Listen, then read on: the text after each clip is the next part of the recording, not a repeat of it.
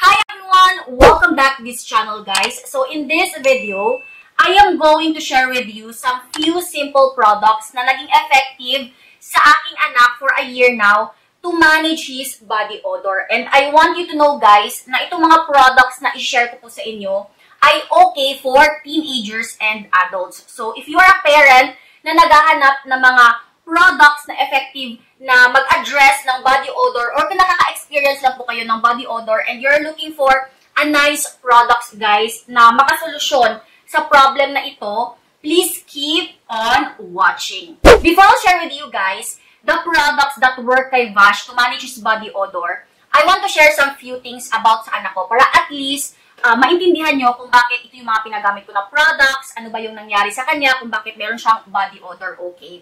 So, growing up kasi, si Vash, meron po siyang hyperhidrosis, which means he sweats a lot more than usual. Nakuha po niya yan, yung hyperhidrosis sa akin kasi growing up din, meron akong hyperhidrosis. Though, wala na po ngayon kasi gumamit po ako ng Dermadry. And si Vash din, plano ko, kapag lumaki na siya, papagamitin ko siya ng Dermadry, mga kapatid. Tapos, growing up din, guys, obese din ang anak ko. Though, sabi ng pedia niya ngayon, hindi na po siya obese, praise God, dahil pinag-diet siya and pinag-exercise. Sa journey na to, guys, I'd say, hindi lang po yung anak ko ang nahirapan. Pati kami parents, guys, as in na-challenge kami to find the right products na, alam mo yung, for example, sa shampoo, guys, as in ilang years kami nag-struggle kasi hindi na po siya, especially yung bata siya, guys, hindi na po siya hiyang sa mga, yung kids na shampoo, guys. Di na ako magbabanggit ng brands kasi iba-iba naman tayo ng user experience. Pero, nung bata si Vash, hindi na po siya, alam mo yung hiyang sa mga kids shampoo. Kasi, ang daling bumaho ng kanyang buhok. Tapos, yung kilikili din niya, guys, ang napansin ko, nung nag-8 years old siya, nag-amoy anghit na ang kanyang kilikili. As in, sayo kayo ni baho ang ihang ilok, mga kapatids. Now, I'm not a dermatologist, guys, or an expert. Isa lang po akong nanay na naka-experience ng ganitong journey. And finally, after how many years looking for effective product, nakahanap po talaga ako ng magandang products to manage body odor sa aking anak. And I hope na itong video na to ay makatulong sa ibang nanay, okay? Kasi there's no harm in trying naman, guys. And itong mga products na i-share ko sa inyo, hindi po ito sponsored. I bought this, guys, using my own money. And para din, kapag nakita nyo po itong mga products na to, sa mga online platforms like TikTok, Facebook, YouTube, and sa mga department stores, guys, alam nyo kung paano to mag-work, okay? So the first product, guys, that I am going to share with you is this anti-bac na anti-dandruff shampoo ng Head and Shoulders. So yung 170 ml to, yung malaki, guys, cost 204 pesos. Tapos itong sachet naman, nasa mga 7 or 8 pesos. So it's very affordable. And for the longest time kasi, we are looking for a shampoo na first, nakaka-refresh ng scalp, can fight sweat odor, guys, sa buhok, and nakaka-address ng dandruff. Kasi if matagal na po kayong nakasubaybay sa channel na to, you all know na prone sa dandruff si Vash, guys. Alam mo yung nag-flake talaga, mga kapatids ba? We tested so many shampoos, guys, including mga kid shampoos na binibenta sa department stores. Pero sad to say, dahil nga special yung condition ni Vash, hindi po nag-work yung mga kids shampoo sa kanya. Kasi kapag naligo siya, guys, and pinawisan na siya, let's say mga 30 minutes ganyan, ang baho-baho na ng scalp niya. Plus, prone nga siya sa dandruff. And the good thing about this product, guys, hindi po to sponsored, as in, I bought this using my own money, guys. And itong video to, hindi talaga sponsored ng Head and Shoulders.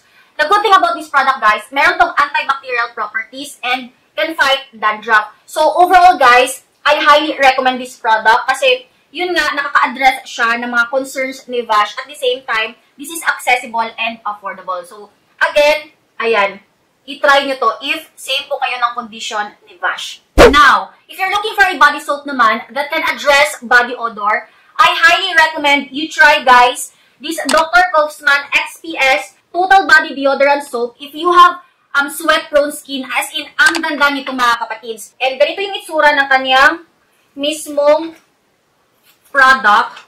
Ito yung di pa nagamit. Kasi, nag-hoard kami ito, mga kapatids. Kasi if nakatira ka dito sa Davao, always nagkakaubusan nito, guys. And most of the time, ang napansin ko available to sa NCCC o Yanggo rin. Hindi ko to nakita, guys, sa Gmall or SM. Ayan o, ganito ang itsura ng sabon na to kapag di pa nagamit. So, itong sabon na to, guys, This contains deodorizing and antibacterial na mga key ingredients. So, meron po itong sulfur and dimethylphenylbutanol. So, itong product claim nila na this is a deodorant soap. Hindi lang po ito basta-basta kinlaim but supported sa ingredients list. Kung i-check nyo po yung, ayan, ingredients na nakalagay dito. So, itong sabon na to guys, ginagamit po to ni Vash 3 times a day. Naliligo siya ng umaga, tapos hapon before siya matulog kasi Monday to Thursday, half day lang sila guys. Tapos kapag gabi naman, before sleeping, ayan, pinaliligo ko siya and ito yung ginagamit niya na sabon. And so far guys, sa more than 1 year na paggamit niya nito, as in, kapag pinapawisan siya, hindi na nag-aamoy kulob ang kanyang skin. Kasi before, nung hindi pa niya ito in-incorporate sa kanyang routine, as in, bahudjud kayo ang ihang panit guys, kapag pinawisan siya. So overall guys, if you have a body odor, this is a must-have na sabon. And if nakalimutan ko, i-mention ang price nito, sa Watsons, this costs 56 pesos, okay? Pero mayroong mga ibang mall like NCCC o Yango rin guys na nagbebenta nito for only 48 pesos, okay? And the way we use this, para hindi madaling matunaw din, kapag naguhugas kami ng kamay or puwet, hindi ito yung sabon na pinagagamit namin guys. Safeguard yung pinagamit namin, okay? So this is the Dio Nut Papaya Deodorant Spray. And ito po yung gamit-gamit ni Vash na deodorant since 8 years old siya mga kapatid. So, ang tagal niya to, ilang years niya tong ginagamit na. Kasi, nung 8 years old siya, ang aga talaga niya nagkaanghit mga kapatids. Ang baho ng kilikili niya. And hindi lang mabaho, amoy anghit talaga mga kapatids.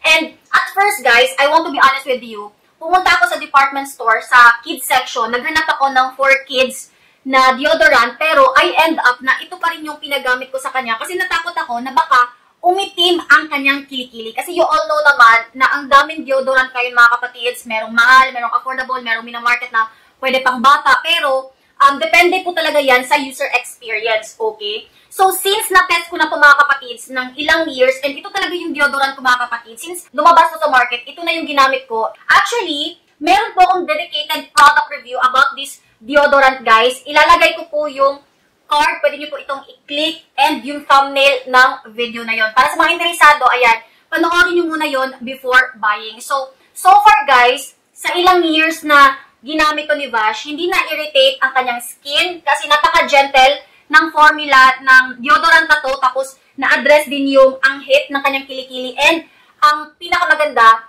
hindi umitim ang kanyang underarms. Makikita niyo naman sa video guys, kasi mag-i-insert po talaga ako ng video dito kung saan ginamit po to ng anak ko. So, itong product na to, this is made in Thailand. Ayan. Tapos, meron to content amount na 100 ml, and this is very affordable. Tapos, dito sa harap, it says here na meron tong antibacterial properties. This is alcohol-free, paraben-free, and aluminum chlorohydrate-free. Okay? Overall, guys, sa ilang years na paggamit ni Vash, as in super-duper nahiyang siya dito. And mismo ako, guys, makaka-testify na ang ganda ng deodorant na to. So, that's it, guys. 3 products lang ang ginamit ni Vash and na-manage na niya ang kanyang body odor. So, I hope na itong video po natin today ay makatulong po sa mga nanay na katulad ko na until now, still, alam mo yung naghahanap ng mga products na makakatulong to address this problem, okay? And if you like this video, please don't forget to give this a thumbs up. Share this video guys sa mga family and friends. And kung hindi ka pa nakapag-subscribe or follow kung saan mo ito napanood, please consider. So, thank you for watching this video guys. And yeah, kita-kits sa next video. Bye!